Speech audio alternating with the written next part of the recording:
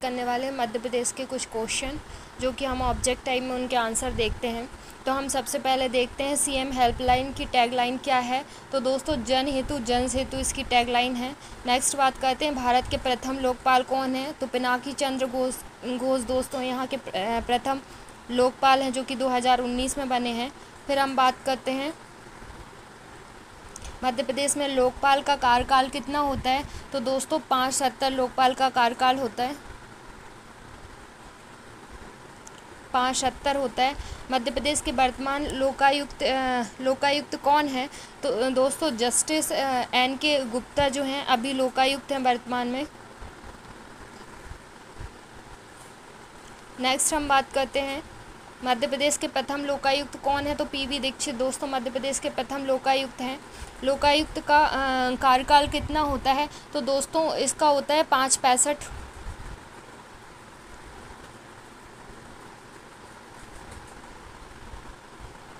MP में लोकायुक्त की स्थापना कब हुई। 1981 में। भारत के प्रथम लोकपाल कब नियुक्त किए गए। तो दोस्तों 2019 में। जो अन्ना हजारे का आंदोलन हुआ था उसी टाइम पे पिनाकी चंद्र घोष को 2019 में प्रथम बार लोकपाल की नियुक्ति की गई थी, जो कि पिनाकी चंद्र घोष थे प्रथम लोकपाल अध्यक्ष सदस्य सहित कुल कितने सदस्य होते हैं। तो दोस्तों 9 होते हैं, 4 होते हैं न्यायिक, 4 होते हैं गैर न्यायिक, एक अध्यक्ष होता है। नेक्स्ट हम बात करें लोकपाल एवं लोकायुक्त बनने के लिए न्यूनतम उम्र कितनी होनी चाहिए। तो दोस्तों उम्र की बात करें तो इसमें 45 आंसर आएगा। किस राज्य में प्रथम लोकायुक्त की स्थापना की गई। तो यह महाराष्ट्र राज्य आएगा।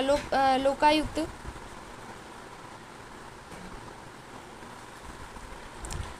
लोकपाल की चयन समिति में कितने सदस्य होते हैं। तो दोस्तों प्रधानमंत्री होता है, लोकसभा अध्यक्ष होता है, विपक्ष का नेता होता है, भारत के मुख्य न्यायाधीश होते हैं और राष्ट्रपति द्वारा प्रबुद्ध व्यक्ति होता है। उपयुक्त तो सभी इसका आंसर आएगा। नेक्स्ट हम बात करते हैं भारतीय संविधान के किस अनुच्छेद में 1964 में केंद्रीय सिविल सेवा के लिए आचरण नियम बनाए गए हैं।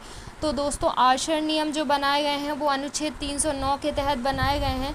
1964 में केंद्र के लिए बनाए गए हैं। और MP की बात करें तो 1965 में MP में बनाए गए हैं केंद्र आचरण, जो कि जैसे जो MPPSC आयोग है, UPSC, इनके लिए अलग से एक न्यायालय होता है, अलग से आचरण संहिता होती है। ये ऐसा नहीं होता कि ये आम जनों जो नागरिक रहते हैं उनके समान होता है। अब हम लोक सेवा आयोग की बात करें तो यह अपनी रिपोर्ट राज्यपाल को देता है। पुनर्नियुक्ति के पात्र नहीं होते, इनको हटाने के लिए साबित कदाचार जरूरी होता है। सेवा शर्त राज्यपाल ही डिसाइड करता है। नेक्स्ट हम देखते हैं कि केंद्रीय सिविल सेवा के लिए आचरण नियम कब बनाए गए। तो दोस्तों 1964 में बनाए गए और MP में 1965 में बनाए गए हैं।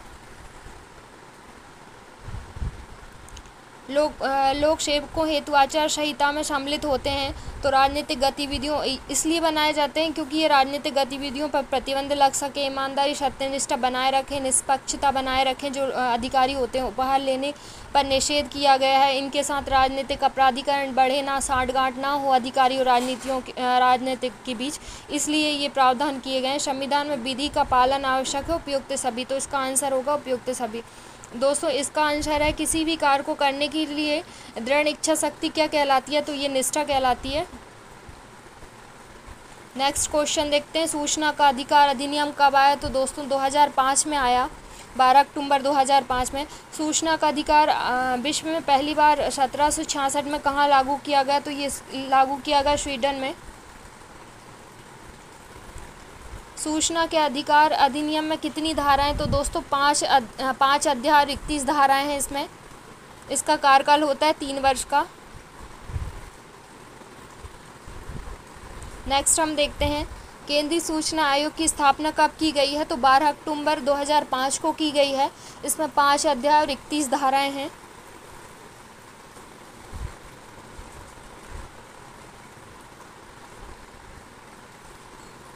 केंद्रीय सूचना आयोग के अध्यक्ष सदस्यों का कार्यकाल कितना होता है। तो दोस्तों 3 वर्ष होता है। मध्य प्रदेश राज्य सूचना आयोग के वर्तमान मुख्य सूचना आयुक्त तो कौन है। तो दोस्तों अभी हैं वर्तमान में अरविंद कुमार शुक्ला हैं, प्रथम है TN श्रीवास्तव। मध्य प्रदेश के अलावा मध्य प्रदेश में हो ही गया, वर्तमान अरविंद शुक्ला है, TN श्रीवास्तव पहले हैं। और हम भारत की बात करें तो पहले हैं बजाज हमीदुल्ला और अभी वर्तमान में 2023 में यशवर्धन कुमार सिन्हा।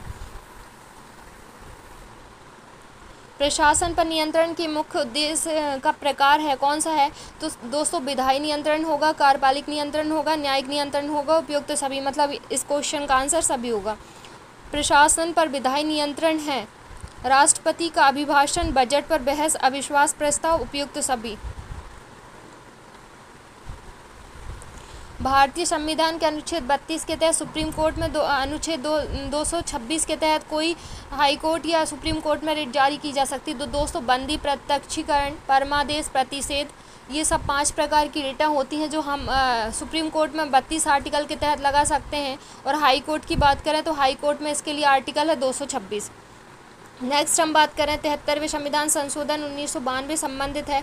तो दोस्तों पंचायती राज अधिनियम से संबंधित है, 11वीं अनुसूची से भाग 9 में जोड़ा गया और उपयुक्त सभी। ये सही पूरे आंसर सही है क्योंकि 73वां जो संविधान संशोधन हुआ था वह पंचायती राज व्यवस्था, स्थानीय स्वशासन के लिए जाना गया था, जो कि भाग 9 में है और 11वीं अनुसूची में। 12वीं अनुसूची में स्थानीय स्वशासन के बारे में बात की गई है, नगरीय स्वशासन के बारे में। अब हम नेक्स्ट क्वेश्चन देख लेते हैं। 74वां संविधान संशोधन 1992, ये आ गया। 73वां जो है ग्राम पंचायत से संबंधित है, 74वां है शहरी स्थानीय निकायों से। तो ये पहला क्वेश्चन भी सही है, यह है 12वीं अनुसूची में है और भाग 9 में है। ये इसको इसी में जोड़ के बनाया गया अमेंडमेंट करके। भाग 9 में जब ग्राम पंचायत का था तो नगरीय निकाय के लिए भाग 9 का जोड़ा गया, तो इसका आंसर होगा उपयुक्त सभी।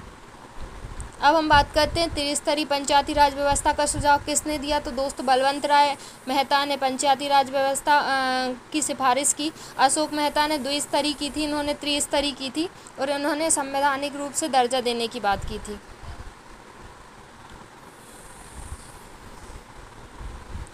केंद्रीय सतर्कता आयोग की स्थापना संथानम समिति की सिफारिश पर कब की गई? तो दोस्तों संथानम समिति बनी है 1962 में भ्रष्टाचार निरोध के लिए और इसकी स्थापना केंद्रीय सतर्कता CVC की स्थापना 11 फरवरी 1964 में की गई। दोस्तों इसका मेन उद्देश्य जो है कि यह भ्रष्टाचार को कम करने वाली एक संस्था के रूप में अंतर्राष्ट्रीय स्तर पर भी ट्रांसपेरेंसी इंटरनेशनल रिपोर्ट जर्मनी की जो संस्था है वह करती है।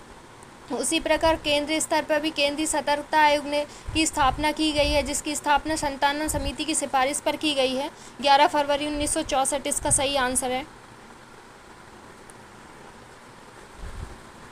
जन सहभागिता के मुख्य उद्देश्य के प्रकार हैं तो नीति निर्माण, पहले पॉलिसी मेकिंग होगा, फिर पॉलिसी इम्प्लीमेंट होगा, फिर पॉलिसी की मॉनिटरिंग होगी और डी इसका आंसर होगा उपयुक्त सभी। कोई भी जन सहभागिता होगी तो उसमें नीति निर्माण, नीति क्रियान्वयन, नीतियों का मॉनिटरिंग करना जरूरी होता है, इसलिए इसका आंसर उपयुक्त सभी आएगा।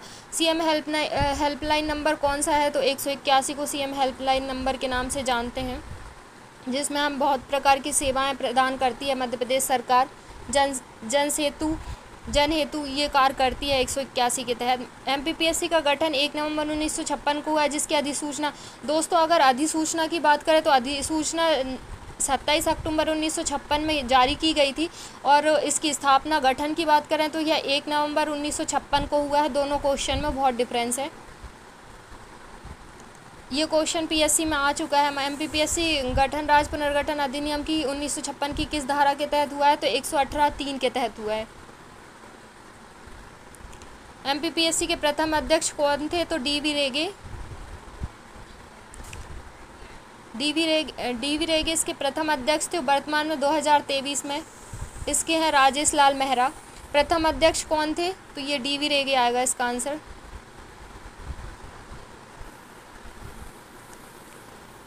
शिवी नरोन्ना प्रशासनिक अकादमी कहाँ है? तो दोस्तों ये इंदौर में है, भोपाल में है। इसका हेडक्वार्टर आयोग का इंदौर में है। MPPSC अध्यक्ष की जो एज की बात करें तो क्या है? 62 इसकी एज है अध्यक्ष सदस्यों के कार्यकाल की। और वहीं UPSC की बात करें तो इसकी है 65। लोक सेवा गारंटी अधिनियम 2010 मध्य प्रदेश द्वारा कब पारित किया गया? तो दोस्तों 17 अगस्त 2010 को यह पारित किया गया। लोक सेवा गारंटी अधिनियम 2010 मध्य प्रदेश द्वारा कब पारित किया गया?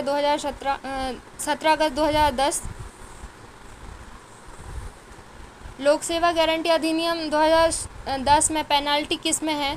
तो दोस्तों पेनाल्टी इसमें पेनाल्टी का भी प्रावधान है, जो कि 7 में है और 6 में अपील है और 5 में कार्य है। लोक सेवा गारंटी अधिनियम 2010 मध्य प्रदेश राज्य द्वारा कब पारित किया गया? तो दोस्तों ये पारित किया गया 17 अगस्त 2010 को।